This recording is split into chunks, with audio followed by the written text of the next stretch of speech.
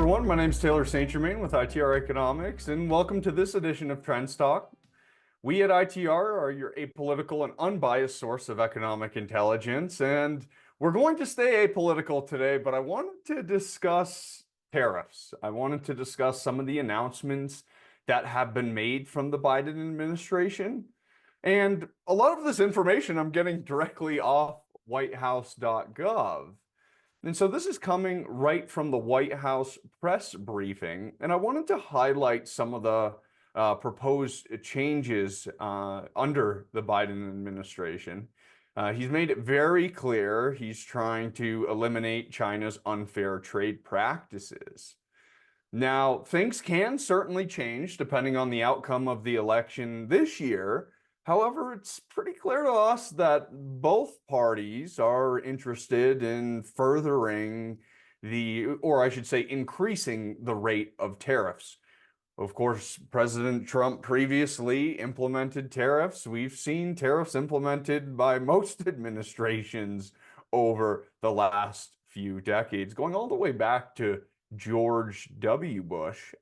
So I wanted to just give an update on some of the tariff implementation we've seen, and then talk a little bit about our perspective on what we're seeing for the pricing environment as we move further into this 2024, but certainly into 2025. So directly from, again, the White House, the tariff rate on certain steel and aluminum products under Section 301 will increase from 0 to 7.5% to 25% in 2024. We're also seeing a tariff rate on semiconductors that will increase from 25% to 50% by 2025. The tariff rate on electric vehicles under Section 301 will also increase from 25% to 100% in 2024. And we're also seeing batteries, battery components, and critical minerals targeted. So if you look at the tariff rate on lithium-ion EV batteries, that will increase from 7.5 to 25% in 2024, while the tariff rate on lithium-ion non-EV batteries will also increase from 7.5 to 25% in 2026. And then the tariff rate on battery parts will increase from 7.5% to 25% in 2024. Solar cells are being targeted, with the tariff rate increasing from 25 to 50% in 2024.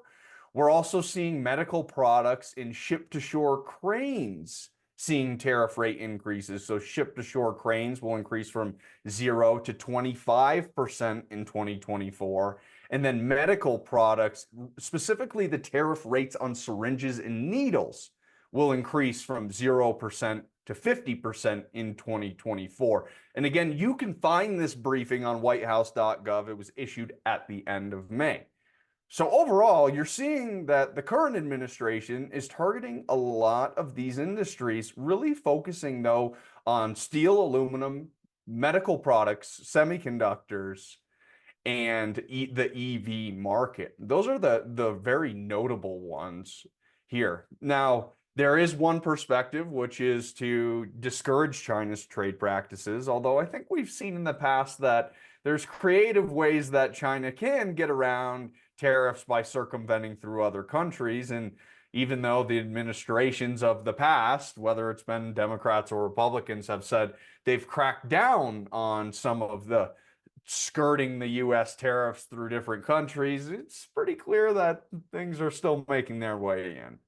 But overall, it's very clear that this US first perspective is going to continue to make up a bigger part of our lives as we move forward. Now, again, there's some people that really love tariffs. If you're a steel producer here in the US or aluminum producer, and you have the capacity to take on more demand, maybe you're in favor of tariffs. So I don't want to discount both sides of the story here, but we've learned from 2018 there's another side to the story, and that's significant inflation that can result from these tariffs.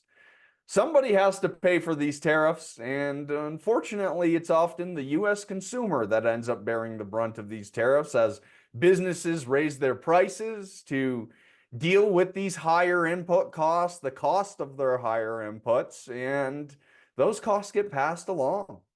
And so it's often the US consumer that ends up bearing the brunt of quite a few of these tariffs. Now, again, two sides to the story is always, there's always winners and losers. But it's important that we're understanding that this more nationalistic America first, while good sounding, certainly has repercussions when we look down the line. Now, the reason I bring up all of these tariffs is because from our perspective, producers should already be preparing for a higher price environment as we look at 25 and 26 in particular, and you'll start to feel some of that lift in the second half of this year. For those Trends Report subscribers, you can go look at our producer price index. And what you'll notice is that the 112 growth rate, the month over month growth rate, has bottomed off a low and is rising above zero. And when you look at our forecast for the annual growth rate, you'll see 1% for 24, 2.6% for 25, and 3.4% for 26. So when I say producer price index, that's average selling prices of finished goods and services. And with those annual growth rates continuing to increase, we should be preparing ourselves for some price rise. Now, for some businesses, that's great. We'll see some pricing power return that's really been relatively absent over the last year. But it also means that a lot of our input costs will be rising, which is why I brought up tariffs. Because tariffs can exacerbate the cost of our inputs rising when we're already expecting input costs to generally be rising in 25 and 26. I'll call out some notables here. If you look at steel prices, for example, the month over month growth rate, the 112 in July, is still down 0.9% compared to July 1 year ago. But that growth rate has now been rising for 4 consecutive months. We were at minus 16.5% month over month in steel scrap producer prices, and now we're only down 0.9%. And as we get into 25 and this economy heats up, you're going to see higher steel prices as our forecast would indicate. Now, aluminum, on the other hand, is actually already rising. If you look at aluminum prices, the month over month percent change has been rising for the last 4 months. So we're already seeing the early signs of this price rise that's coming our way. And when I hear more and more on the lines of tariffs, to me, I'm looking at that saying, we could see these prices escalate even further. So go look at our trends report because we have a lot of these input costs and our producer price forecast in there. But I really hope that businesses are taking the time to prepare their strategy for 2025 to be raising prices and to be offsetting some of these material shortages or material declines, that we are currently seeing now, but will quickly turn into price rise as we look at 2025. So there's still some room now to lock in long-term contracts, to buy some of these commodities in bulk so that we can get ahead of this price rise. But it's pretty clear to us that price rise is coming. We're going to keep you updated on tariffs and how this conversation changes, and if it impacts our forecast in terms of higher prices or additional inflationary impacts as we move into 25 and 26.